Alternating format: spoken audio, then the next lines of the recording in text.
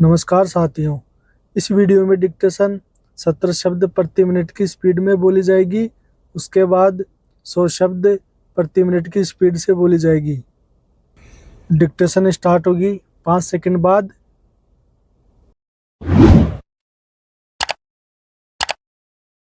अपीलार्थी ने वर्ष 1992 में यह कथन करते हुए न्यायिक पृथक्करण के लिए एक याचिका प्रस्तुत किया कि उसकी पत्नी प्रत्युत्तरदाता संख्या 2 ने उसका वर्ष 1987 से ही अभित्याग कर दिया है। इसी आधार पर उसने वर्ष 1997 में विवाह विच्छेद की याचिका प्रस्तुत किया, जिस पर वर्ष 2000 में विवाह विच्छेद की आज्ञा पारित कर दिया गया। वर्ष 1987 से 2000 के बीच अपीलार्थी की पत्नी ने भरण पोषण के लिए कोई दावा नहीं किया। अपीलार्थी ने विवाह विच्छेद की आज्ञा पारित होने के 1 वर्ष बाद दूसरा विवाह कर लिया।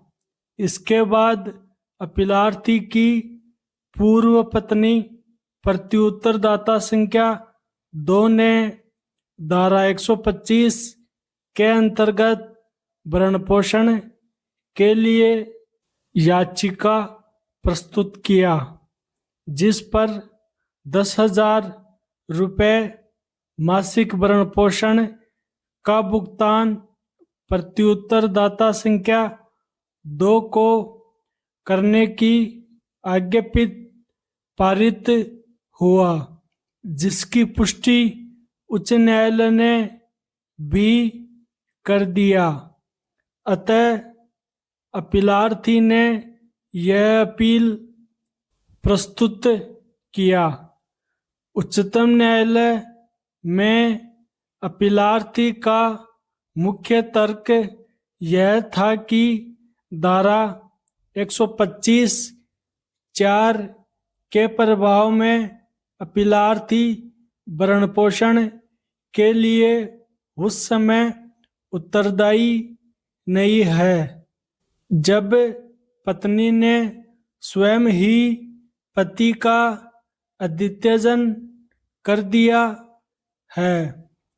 अपीलार्थी के तर्क को अस्वीकार करते हुए तथा अपील निरस्त करते हुए उच्चतम न्यायालय ने निम्नलिखित निर्णय दिया कि मामले के निर्णय के लिए दंड प्रक्रिया संहिता 1973 की धारा 125(1) और 4 का प्रावधान है, जो इस प्रकार है कि पत्नी, संतान और माता पिता के भरण पोषण करने में असमर्थ है या इनका भरण पोषण करने में उपेक्षा करता है या भरण पोषण करने से इनकार करता है, तो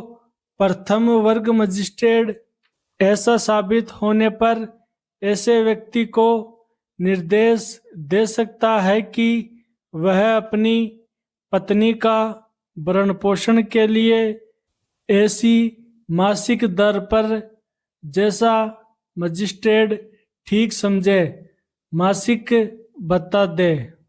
पत्नी के अंतर्गत ऐसी स्त्री भी है जिसके पति ने उससे विवाह विच्छेद कर लिया या जिसने अपने पति से विवाह विच्छेद कर लिया है और वह पुनर्विवाह नहीं किया है और कोई पत्नी अपने पति से इस धारा के अधीन भरण-पोषण या अंतरिम भरण-पोषण के भत्ते और कार्रवाइयों के खर्चे जैसी भी स्थिति हो प्राप्त करने का हकदार न होगी। यदि वह जारता की दशा में रही है अथवा यदि वह पर्याप्त कारण के बिना अपने पति के साथ रहने से इनकार करती है अथवा यदि वे पारस्परिक संपत्ति से पृथक रह रहे हैं। अपीलार्थी की ओर से तर्क किया गया है कि धारा 125 के उपखंड 4 के शर्तों के अधीन कोई भी पत्नी जिसने अपने पति का अद्वितीयजन कर दिया है भरण-पोषण का दावा नहीं कर सकती है और चूंकि पत्नी के अंतर्गत वह पत्नी भी शामिल है जिसका विवाह विच्छेद हो चुका है, इसलिए वह पत्नी जिसका अद्वितीयजन के आधार पर विवाह विच्छेद हो चुका है धारा 125(4) के शर्तों में भरण-पोषण का हकदार नहीं होगी। इस न्यायालय के द्वारा धारा 125(4) के निर्वचन पर आधारित विधिक स्थिति के विचार में अपीलार्थी की ओर से उठाए गए इस तर्क को स्वीकार नहीं किया जा सकता है। उपर्युक्त प्रश्न अब अनिर्णित नहीं रहा है। वनमाला बनाम एच.एम. रंगनाथ भट्ट के मामले में उपर्युक्त प्रश्न विचार के लिए आया था, तब इस न्यायालय ने निम्नवत अभिनिश्चित किया था। ये डिक्टेशन 100 शब्द प्रति मिनट की स्पीड से बोली जाएगी। डिक्टेशन स्टार्ट होगी 5 सेकंड बाद।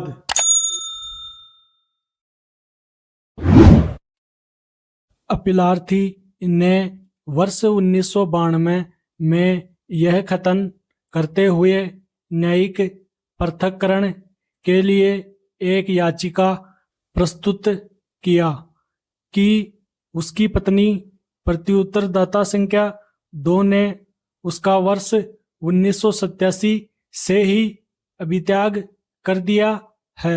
इसी आधार पर उसने वर्ष 1997 में विवाह विच्छेद की याचिका प्रस्तुत किया, जिस पर वर्ष 2000 में विवाह विच्छेद की आज्ञा पारित कर दिया गया। वर्ष 1987 से 2000 के बीच अपीलार्थी की पत्नी ने भरण-पोषण के लिए कोई दावा नहीं किया। अपीलार्थी ने विवाह विच्छेद की आज्ञा पारित होने के 1 वर्ष बाद दूसरा विवाह कर लिया। इसके बाद अपीलार्थी की पूर्व पत्नी प्रत्युत्तरदाता संख्या 2 ने धारा 125 के अंतर्गत भरण-पोषण के लिए याचिका प्रस्तुत किया, जिस पर 10,000 रुपये मासिक भरण-पोषण का भुगतान प्रत्युत्तरदाता संख्या 2 को करने की आज्ञा पारित हुआ, जिसकी पुष्टि उच्च न्यायालय ने भी कर दिया। अतः अपीलार्थी ने यह अपील प्रस्तुत किया। उच्चतम न्यायालय में अपीलार्थी का मुख्य तर्क यह था कि धारा 125(4) के प्रभाव में अपीलार्थी भरण पोषण के लिए उस समय उत्तरदायी नहीं है जब पत्नी ने स्वयं ही पति का अद्वितीयजन कर दिया है।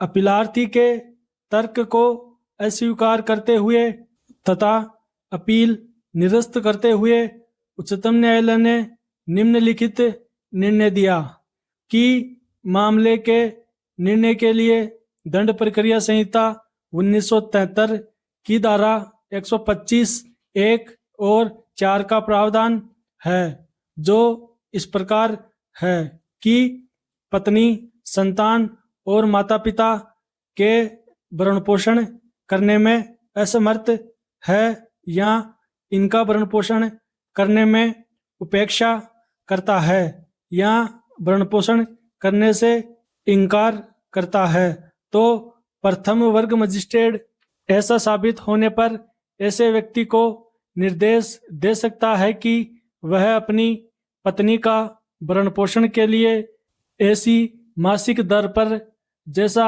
मजिस्ट्रेट ठीक समझे मासिक भत्ता दे।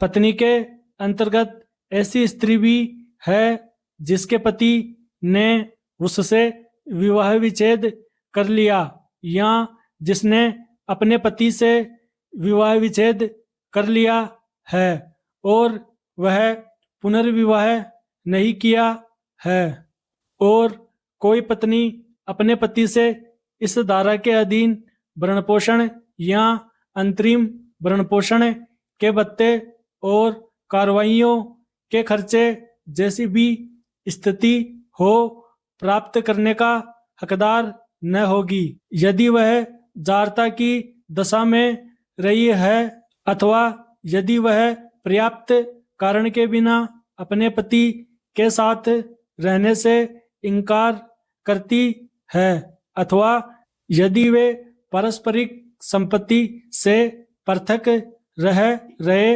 हैं। अपीलार्थी की ओर से तर्क किया गया है कि धारा 125 के उपखंड 4 के शर्तों के अधीन कोई भी पत्नी जिसने अपने पति का अद्वितीयजन कर दिया है भरण पोषण का दावा नहीं कर सकती है, और चूंकि पत्नी के अंतर्गत वह पत्नी भी शामिल है जिसका विवाह विच्छेद हो चुका है, इसलिए वह पत्नी जिसका अद्वितीयजन के आधार पर विवाह विच्छेद हो चुका है धारा 125(4) के शर्तों में भरण पोषण का हकदार नहीं होगी। इस न्यायालय के द्वारा धारा 125(4) के निर्वचन पर आधारित विधिक स्थिति के विचार में अपीलार्थी की ओर से उठाए गए इस तर्क को स्वीकार नहीं किया जा सकता है। उपर्युक्त प्रश्न अब अनिर्णित नहीं रहा है। वनमाला बनाम एच.एम.